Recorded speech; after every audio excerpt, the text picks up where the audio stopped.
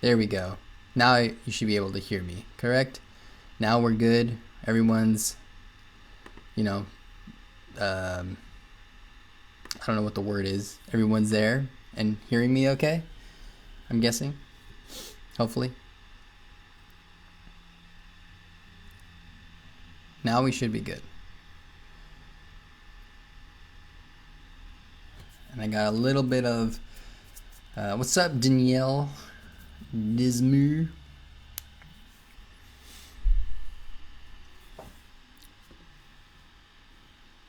Let me see if that's true. Now we should be good.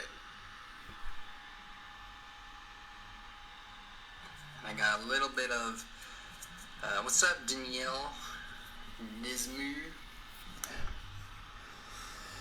Chicken Nugget, why, if you don't mind me asking, why are you choosing to be anonymous? See if that's true.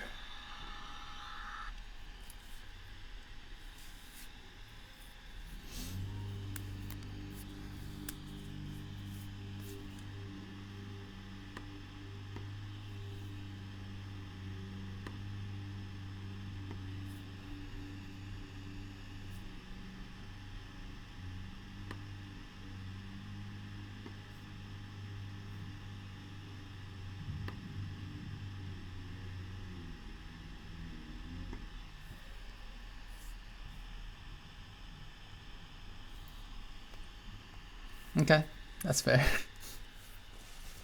Just thought I'd ask to see, you know.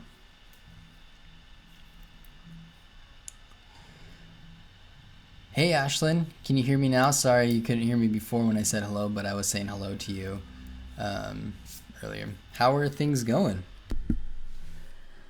What's everyone up to? What did everybody do today? Anything exciting happen today?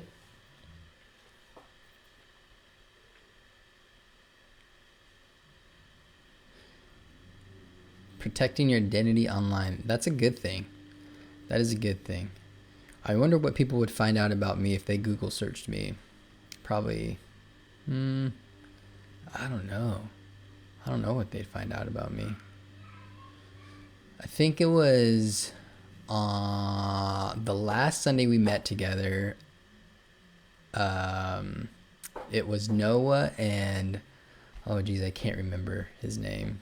But he just came from Berkeley because of the whole coronavirus thing. But they said they were trying to figure out my age, and they were Google searching me. And it's like, oh, we found your LinkedIn. I was like, I don't have a LinkedIn. Yeah, school. Man, how's that going? How's online school going for everybody else? Like, that must be crazy, right? Because some people love it in the sense of you get to stay home in your pajamas all day, but then there's got to be a part where you don't love it because you don't get any interaction with other people, and it's probably more tedious than if you're just in class where they're lecturing or something like that. Is that about right, or am I off on that?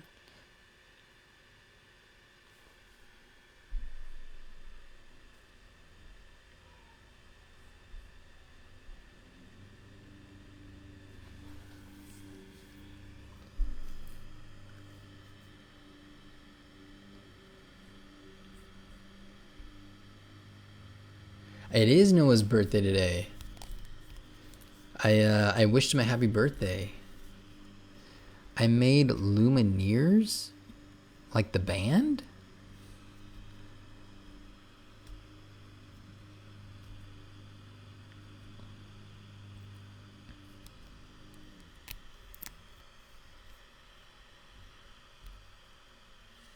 Okay, so I have a quick game that I'd like to play with you guys just to see how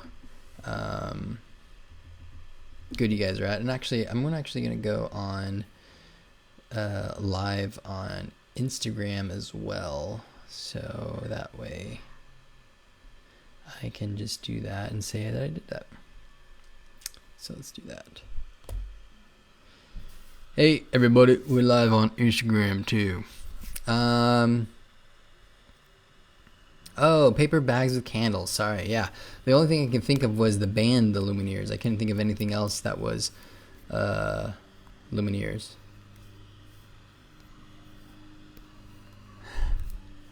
The band is cool. I would say that. The band is cool. Okay, so here is my little game for you guys. Okay, so I'm going to hold up an object that I found around my house, and I just want you guys to... Robin, you are so good on Instagram. Like, you get the notification and you join right away. I want to hold up an item that I found in my house, and then I just want you guys to guess, or if you do know, tell me what it is, what's it used for. Everybody got that? Give me a emoji or yes on the comments if you got the game, the rules of the game.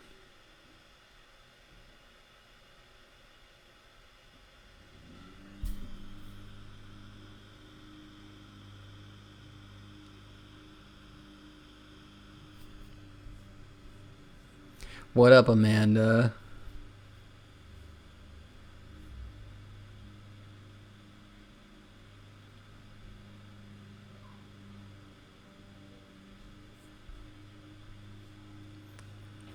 What's up, Amanda, on Instagram as well? Don't be. We're both here. We're both in it together. It's like a conversation of stuff. Robin was here, but then she left because it's okay that you're late. It's okay that you're late. Okay. Here is. I got to start it all over again. So here's the game. I'm gonna hold up an item, and it's from my house. And all you have to do is either guess what the item is and it's used for, or if you know it, just let me know. That's all it is. I'm holding up an item, you guess what it is, or if you know what it is, you write it down. If you know what I'm talking about, just hit, not hit, but type in yes or give me your favorite emoji. That's all you got to do. That's all you got to do. All right. Got it. YouTube was being rebellious. Don't know what that means, but I'm guessing it's not good. But yeah. Okay, so that's the game. All right. I'm going to start now.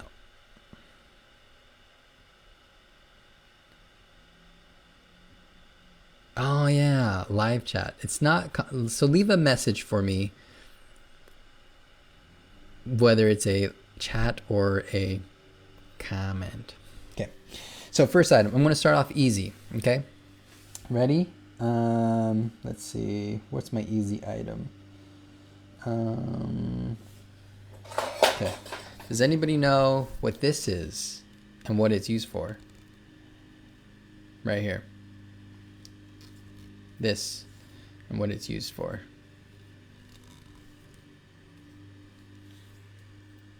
I'll just set that right there. And I'll wait.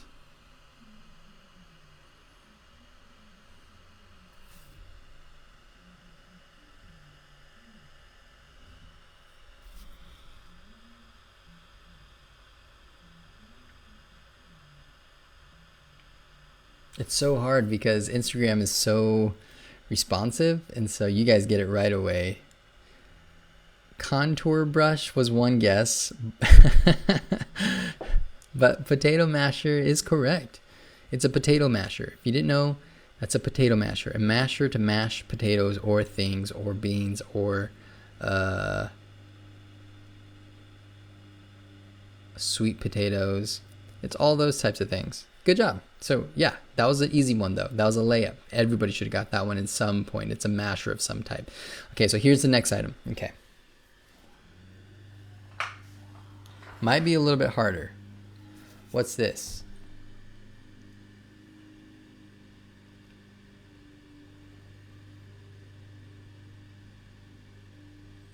Anybody know what that is?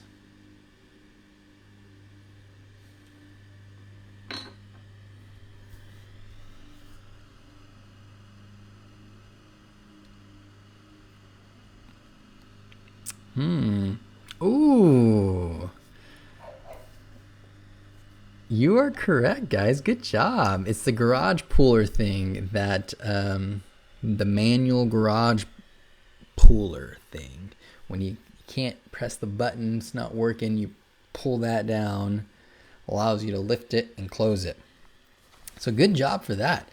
It's this is a quick note. I had this person came off the street and was like, hey, can I do an evaluation of how safe your house is? I was like, what does that mean?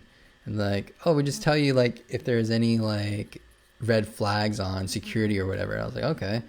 And they came into my house and they looked around and they said, oh, let's go to your garage. And they said, oh, this thing right here, don't do it. Take it off immediately, because people will stick like clothes hangers, and if they can hook it, they can like release the latch and easily lift up your garage door. So I took mine down, but then they left.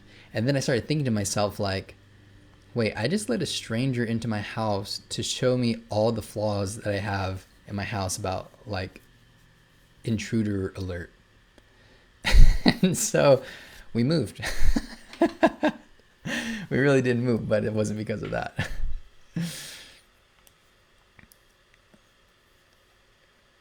I didn't break it. You just untie it off. That's all you do. You just untie it. So if you have one of those, I would suggest to untie it, because you don't really need it unless you're like use it all the time and you're extra short or something. You don't have a step stool if your car's in the way, I guess.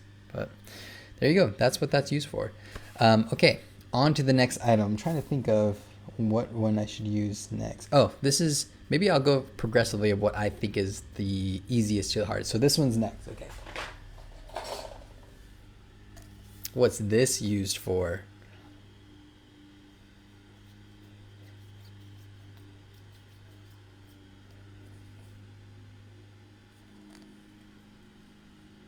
What's that used for? Anybody guess?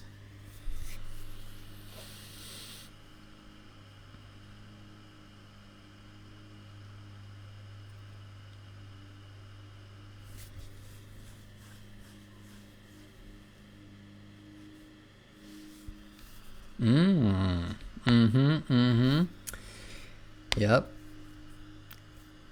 Fish tank gravel cleaner. It's a good one. Took me a while to get the hang of how to siphon it out. Like you got to create that pressure or whatever. And then bike lock. I love it. Toilet water pump. Man, can you imagine trying to like siphon out some poop with that? That's disgusting, Daniel. I can't believe you probably know that from experience, though. I wouldn't doubt it. Just kidding. Oh man. Ew. Danielle, you use it for poop? That's interesting. Okay, let's see. Oh. Yeah, maybe this one. Okay, what's this one used for? What is this? What is this? Let me get that in focus over here. What is that? What's that? What's this? Any guesses for that? Danielle's still shocked that she just admitted she used that for her poop siphoning.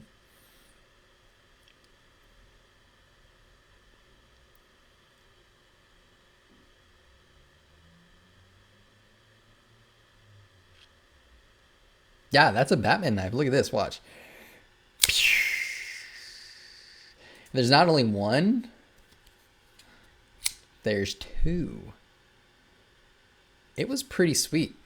It was pretty sweet. I got it for not bachelor. I got it for being a groomsman in a wedding. So that was pretty cool. I remember one of the guys in the wedding was like, this is so like not practical, because you would never use a knife like that. I was like making fun of him a little bit. I was like, who gets a Batman knife for practicality reasons? It's so silly to me, but I thought that was fun. Team Marvel, yes. Man.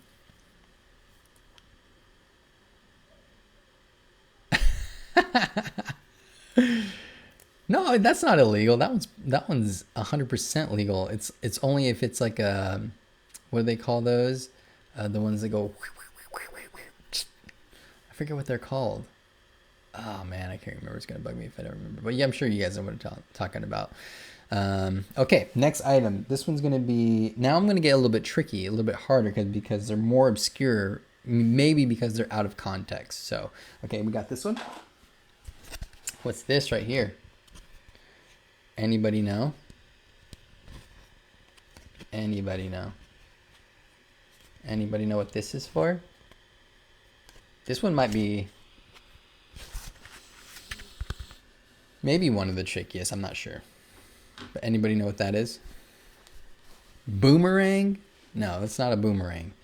I don't know if you've ever seen a boomerang before, but they do not look like that. Oh, switchblade. That's what it's called. Yes, switchblade.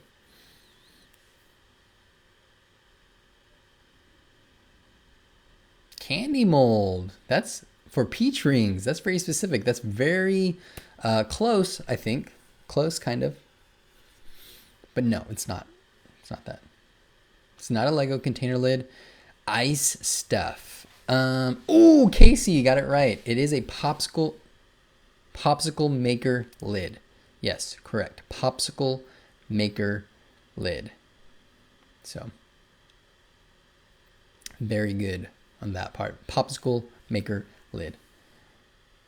Oh, yes, the boomerang noise for the swoosh, whoosh, whoosh for the switchblade. Okay, next one. These. Let me get that right there. Oops, sorry guys, moved you. There's that, and you guys up here. What are those right there? Anybody guess what those are?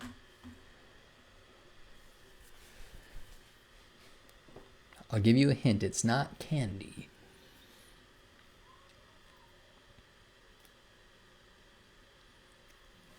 Lego lid.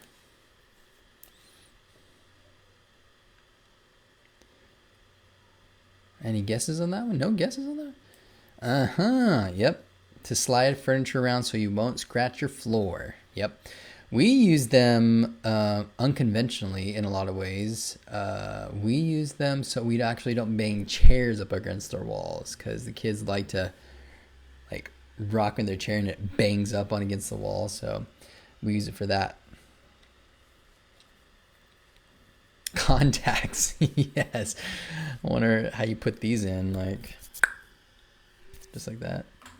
I'm guessing that'd be weird contact. It would be like a whole eye contact. Be weird.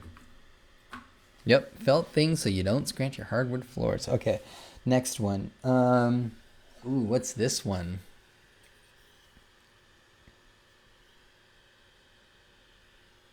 What's this one?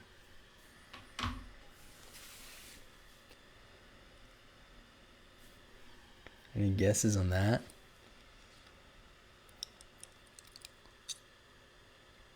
Parent hacking, yeah. Now they're getting a little more difficult. Now they're getting a little more obscure.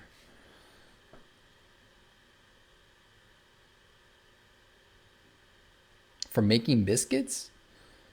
Bread making thingamajig.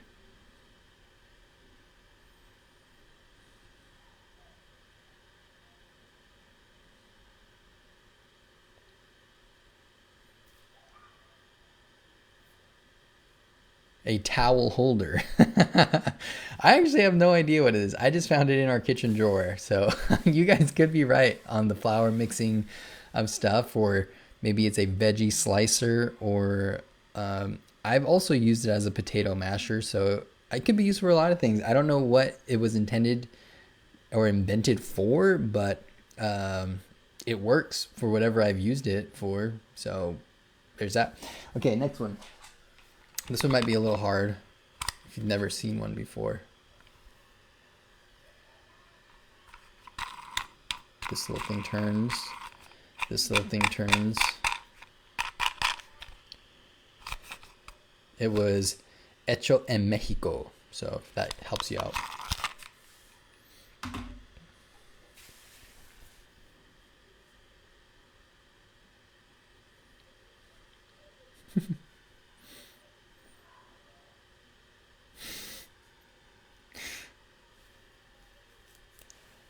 A high-tech pizza slicer. Interesting. Yeah, I can see that. I can see that as a high-tech pizza slicer. Yeah.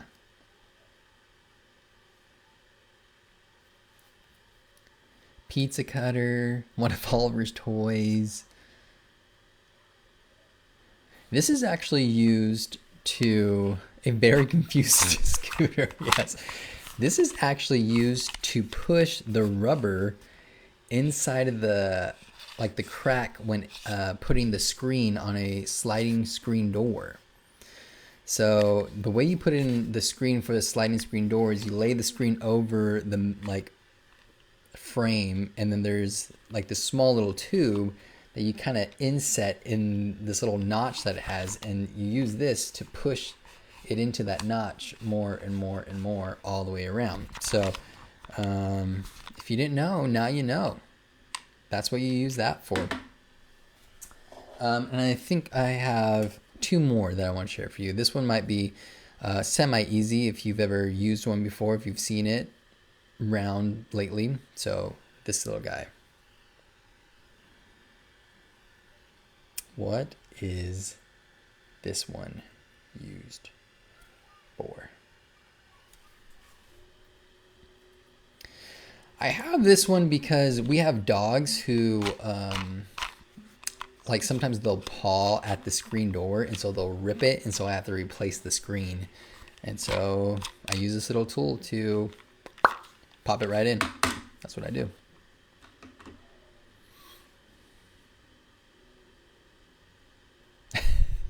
No.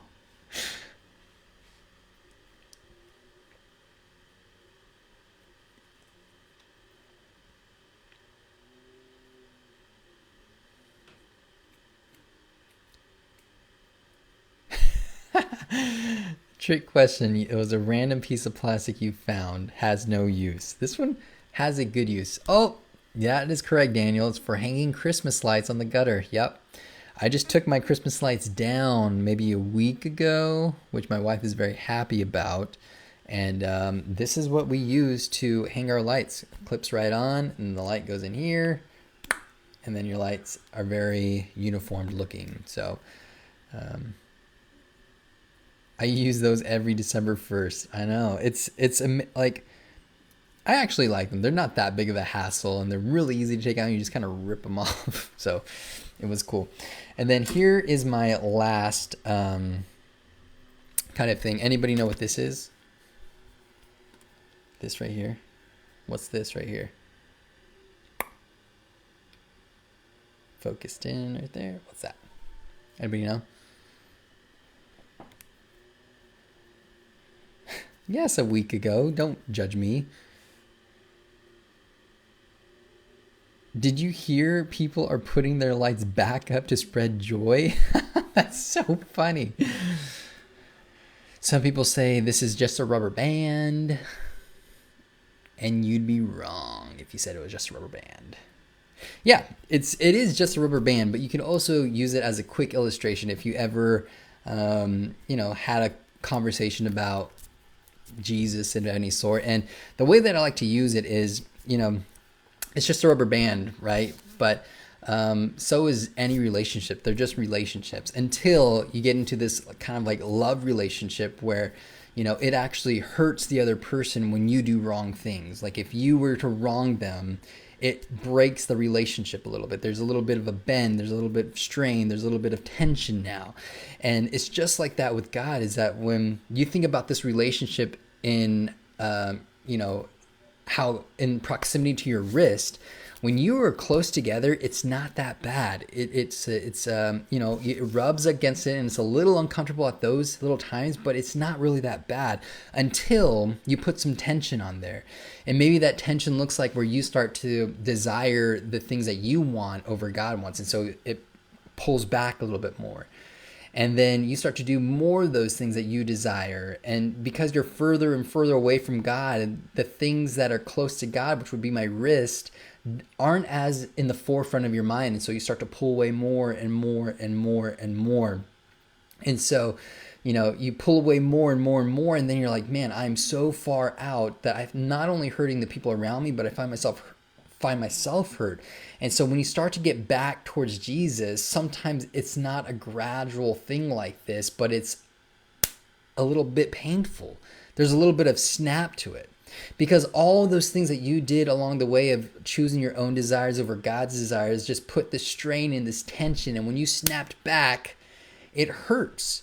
And it hurts because, there's those things that you have learned to love to do and you have to let go now. There's those things that you've learned to like, but you might have to stop those things.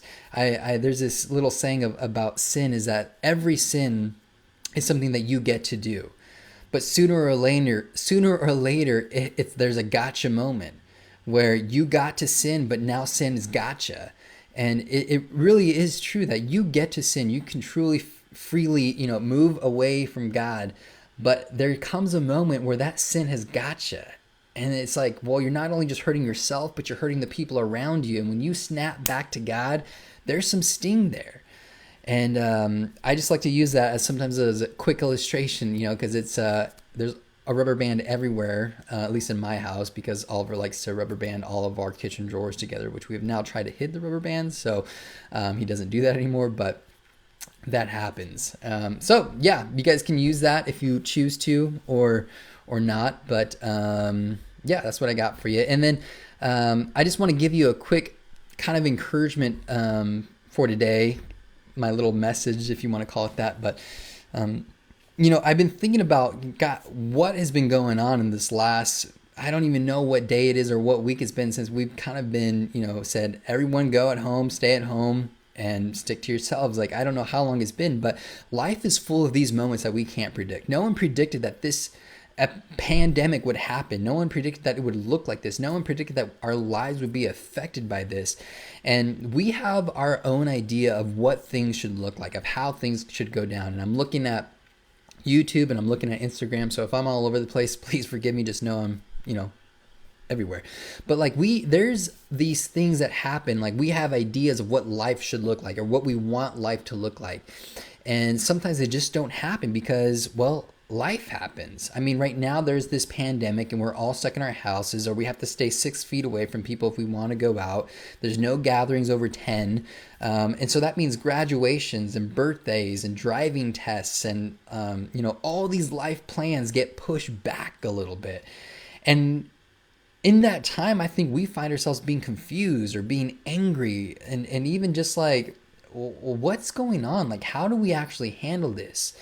And I want you guys to know, and I want you guys to really think about this, is that no matter what happens, no matter the things that we all go through during this, after this, what we were doing before this, you can always know this and trust in this and rely on this and lean on this, is that God is here. That he hasn't forgotten us, that he hasn't left us to our own devices and just said, hey, you figure it out. No.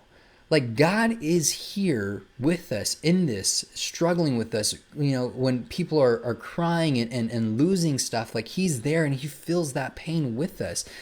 And it's, I don't want you to forget that. And I remember, being so young, 22, 23 years old. I mean, that to me now, that seems so young because I'm like 53. I can't even keep count anymore. But that seems so long ago. And I remember I was working at a church and I was an intern and I was working with college age folk. So it was all like the college age group, the young adults. And I remember loving that job so much because so much of the time I just got to go out and have coffee with people, just hang out with them and, just do life with them and like figure out where they're at and all those things. So we talk about Jesus, we talk about life, and we just have a good time. And I remember this one time where I started meeting with a friend who had a friend that was going through some tough times.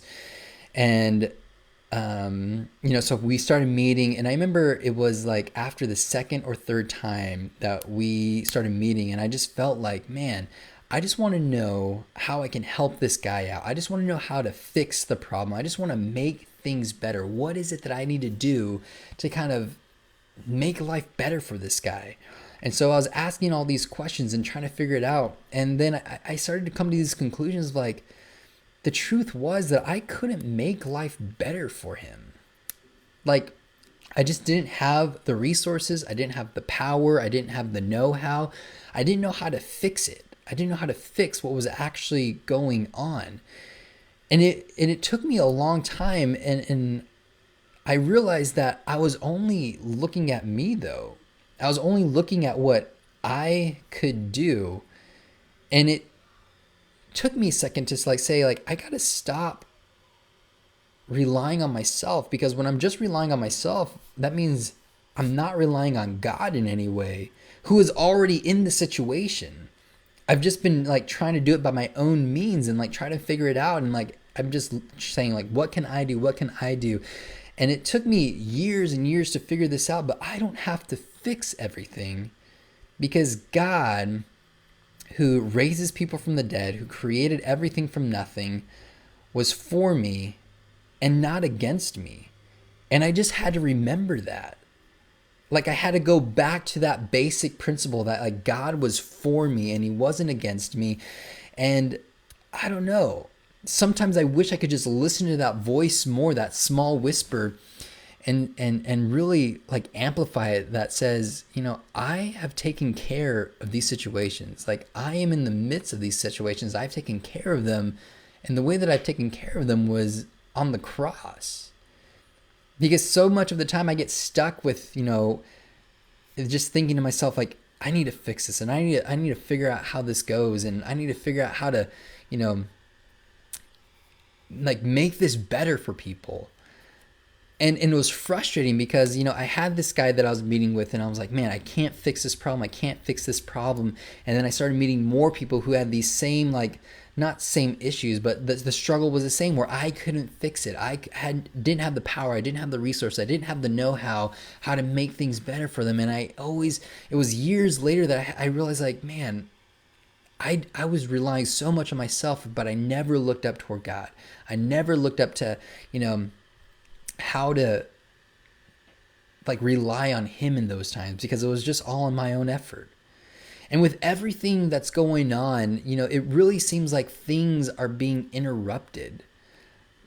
And I think it's for a good thing that our plans are kind of on pause, but I think it's for an overall good. I mean, I think about Wednesday nights and like what youth was going on. I mean, I was just talking to Noah a little bit this morning, who's his birthday, by the way. But I was talking to Noah, is like, man, wasn't that great when we redid the youth room and then never met in it? And I was like, you're right, man. Like, that is fun. No, it's not. It's everything is on pause. And to think about, you know, the midweek of what youth looked like is like, we had this series plan, we had music, we had stage, we had room, we had games, we had this new renovated place that we would all hang out in.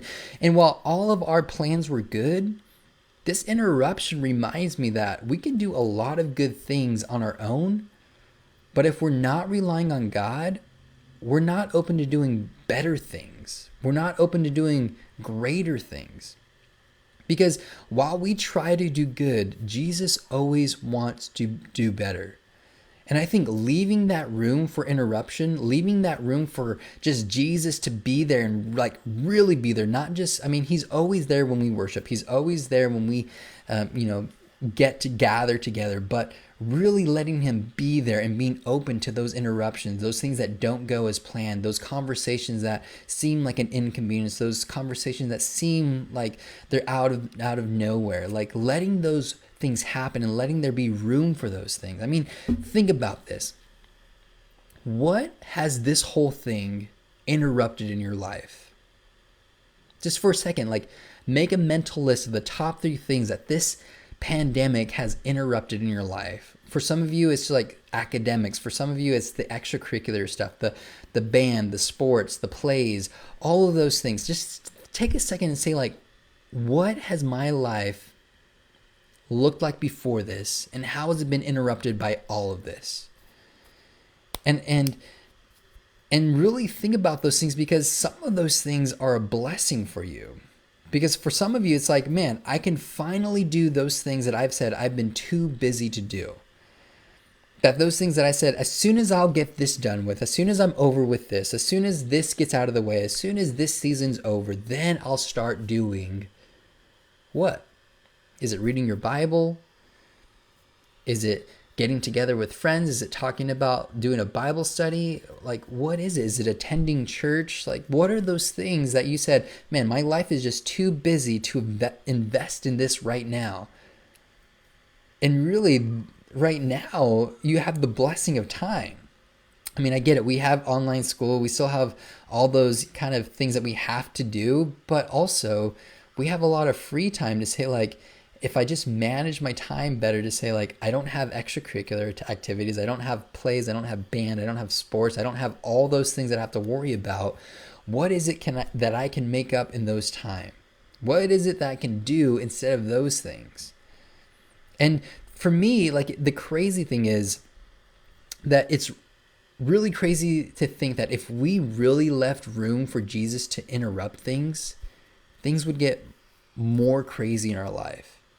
That if we really left room for Jesus to come in and interrupt our lives, like, what would he actually do? Like, what would he do in our life if we let him interrupt it? This is the guy who raised people from the dead. This is the guy who walked on water. This is the guy who made, turned water into wine. Like, this is the guy who did all these miracles.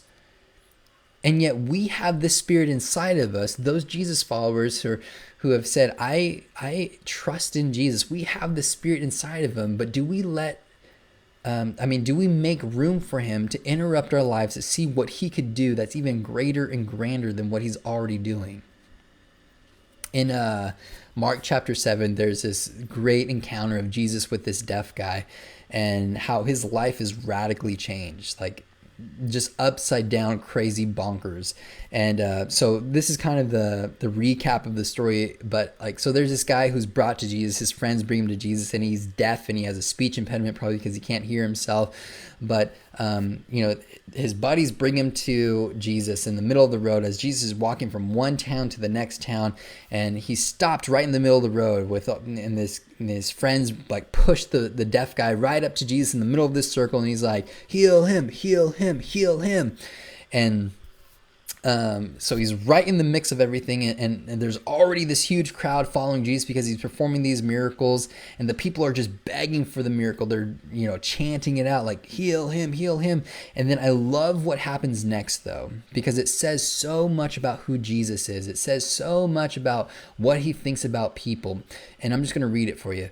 So this is Mark chapter 7, verses 33 through 37. It says, taking him aside, again, talking about the deaf man, taking him aside, the crowd privately, he put his fingers in his ears and spitting, he touched his tongue. He looked up at heaven, he sighed and said to him, Ephphatha, which means be opened. And his ears were opened and his tongue was released and he spoke plainly. And Jesus charged them to tell no one. But the more he charged them, the more zealous they proclaimed it. And they were astonished beyond measure, saying, he has done all things well. He even makes the deaf hear and the mute speak. Do you ever stop to think when you read these encounters with Jesus, like, how did it play out on the other side? Like, these guys who brought their friend to go see Jesus in the middle of the road while he's going from one town to the next town. Like, what were they thinking that morning? What were they thinking all that time leading up to actually running into him? Like, did they ask questions like, man, is this like crossing a boundary? Like, are we overstepping a little bit? Like, is he going to welcome this? Or were they so amped up that they were just like, this is it. This is it. This is the day that your life is going to change. It's our time. Right now is our time. Like, what was that whole thing? Like, what was that conversation like a couple of days before, knowing that Jesus was going to be there, that they're going to, meet him on this road? Like, are they coming up with a game plan? It's like, okay, if he's coming from here and he's going to there, like, how do we,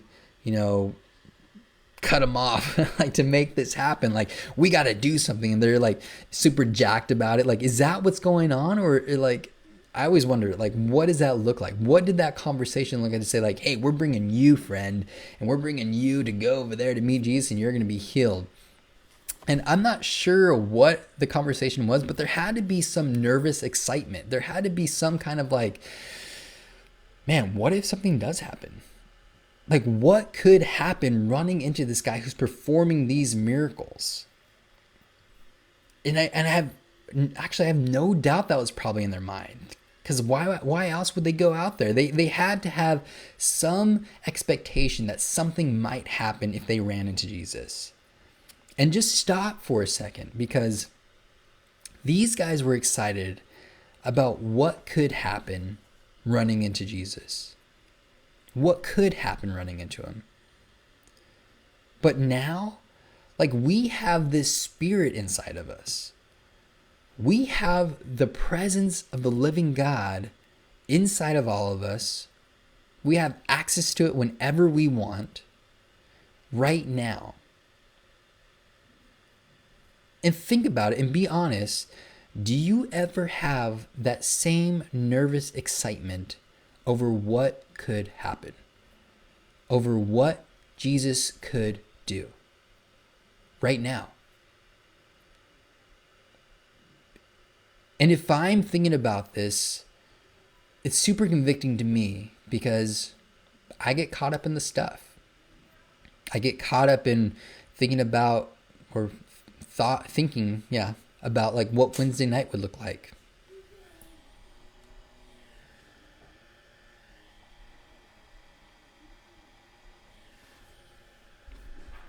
My camera turned off.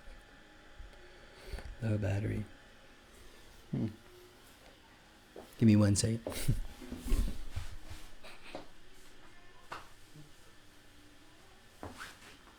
Whoa.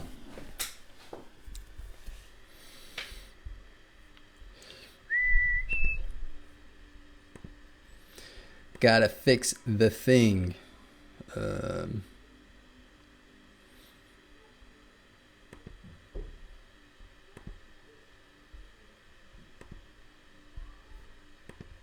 Camera died.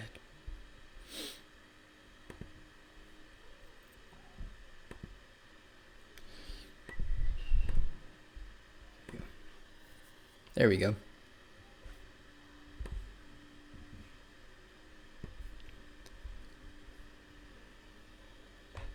So hopefully that's back. Hopefully that'll pick up.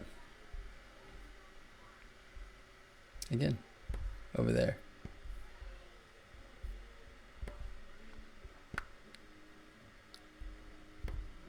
And they won't be too mad on YouTube. But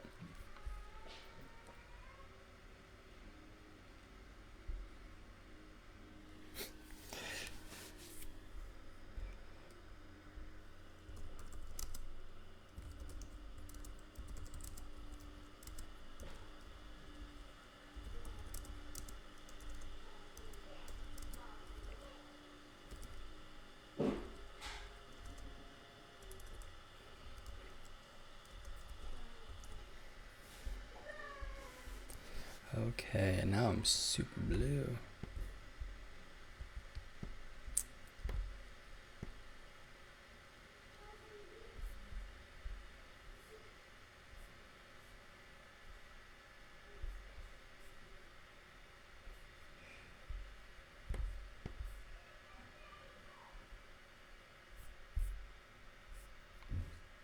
Okay, well. Hey. Okay, we're back. All right, so sorry about that. Sorry I'm super blue too, but back to where I was at. So think about that for a second. These guys were super excited. They had a nervous excitement over what could happen, over meeting some guy, Jesus, along the road, and to think like, I think that's going. Yeah. Right? You guys can hear me now in there? Sorry. Yeah. Okay. So here's these guys that are super excited, of nervous excitement to meet what could happen, Jesus. But yet here we are, sitting in our rooms where we say like, okay, I put my trust in Jesus. I've now taken this step and I don't get excited. I lose this excitement. I almost like take it for granted. And I don't ask that question of what could happen if I really believe that Jesus could do miracles. Like, what could Jesus do right now? And I go back and I say, like, I wish I could listen to that small whisper and not forget, like, Jesus is here. That Jesus is here with us. And I think what's so cool about this encounter in Mark chapter 7 is like just the encounter. You see how loving Jesus is towards people. You see how loving Jesus is towards, I don't know, humanity almost. Like, because he looks at this person and it's all about love for him. It's not about the issue. It's not about the problem. It's not about the thing. It's all about the person. Jesus is looking at the person the whole time. I mean, you look at this encounter and it says that he pulls him away from the crowd. He pulls him away from the center of attention. I mean, to think like this is a deaf guy who had a speech impediment and he's already probably looked down upon in society. He's already probably, one of those people on the outside of things. And so pushed into the center of attention, he's got to be like, I don't want to be here, to be honest. Like, I want to be healed. I want to be better, but I don't want to be a spectacle. I don't want to be in the center where people are gawking at me and saying like, oh, there's that deaf guy. There's that guy who can't speak well. There's that guy who can't hear well. What did he do, or what did his parents do that he was cursed with something like this? And so Jesus takes him from the center, takes him from that middle point and says, let's go off to the side. Because it's not just about the problem. It's not just about the issue. It's not about how I can fix this, but it's about you. And so he pulls him aside, saves him the embarrassment, eases his nerves, and really just to connect with him. I mean, Jesus could have, said, everybody come closer. Everybody check this out. Here's this deaf guy. Watch me fix this problem. Jesus could have easily done that, but he doesn't. Jesus heals people, doesn't fix problems.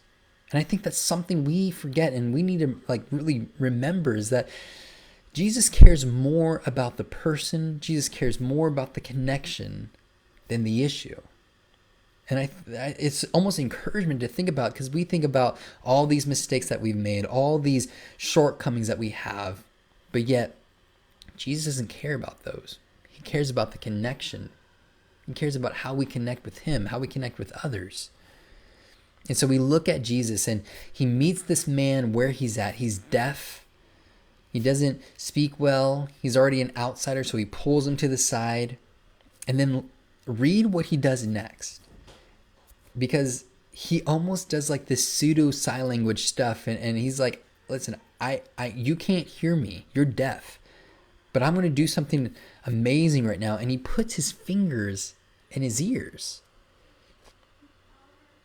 Remember, he can't hear and he's doing some type of sign language. He says, I'm going to do something to your ears. Your ears are closed.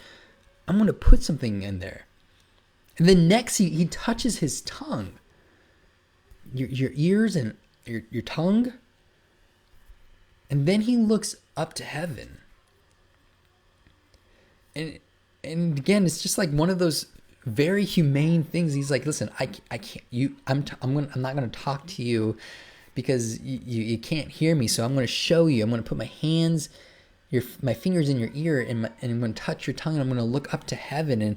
And it's so interesting to me that I would imagine like how wonderful would it have been if for this guy to see all those things happen, to be, why does this guy have his fingers in my ear? Why is he touching my tongue? And then he looks up to heaven, and the first word that this guy actually hears is opened. Like the actual word opened. Never hearing any word before, and this guy's doing all this stuff, and the very first word he hears is opened. Something we can't forget is that Jesus is present, and there's always hope. That when Jesus is present, there's always hope. Jesus could have healed this man in so many different ways. He could have called more people around and says, look, watch, I'm going to fix this guy's problem, bring a bigger crowd so you can really see what I can do. Come on over. He could have snapped his fingers. He could have done so many different things, but he didn't. Instead, he takes the man aside and he says, listen, I want to connect with you. I want to meet you where you're at.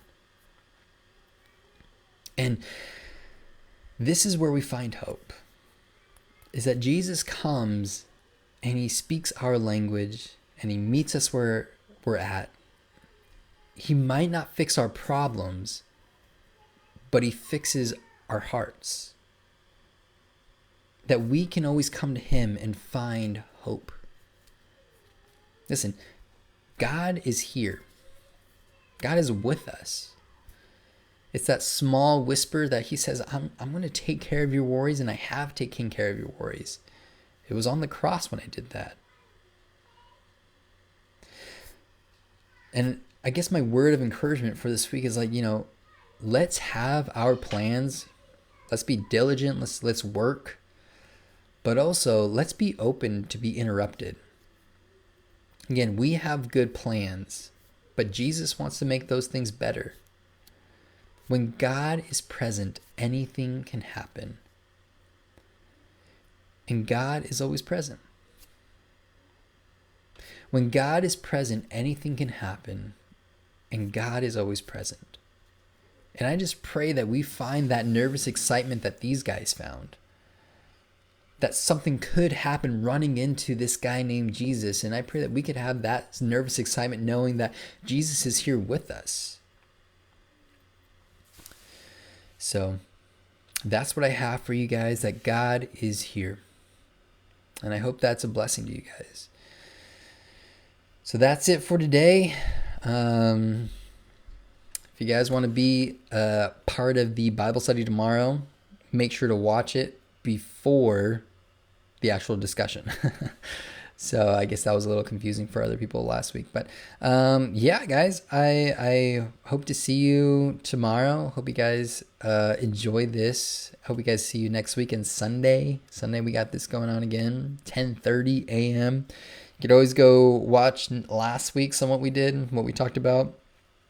And yeah, miss you guys. Love you guys. And praying for you guys. Feel free to shoot me questions throughout the week. Feel free to send me messages. And Daniel, don't forget to subscribe and like because it helps out the channel. That was a good one, huh? All right. Any final thoughts? We are on session 2. So day 2, basically, on the thing. I know I'm so blue. Chicken nugget, I'm so blue. I don't like it. My camera died. I'm gonna have to figure out the problem with that or a solution for that. So all right, any final thoughts, guys? Any things you want to share? Did I do okay? Don't answer that question. I'm afraid of the answer. So all right, don't forget to pray for one another and and be in contact with each other. Don't forget to text each other. Text the person that you never thought you'd text, because everyone needs a little bit of encouragement. Anyone needs a little bit of community, knowing that they're still thought of even when they're not seen. So again, love you guys, and we'll see you next week. Bye.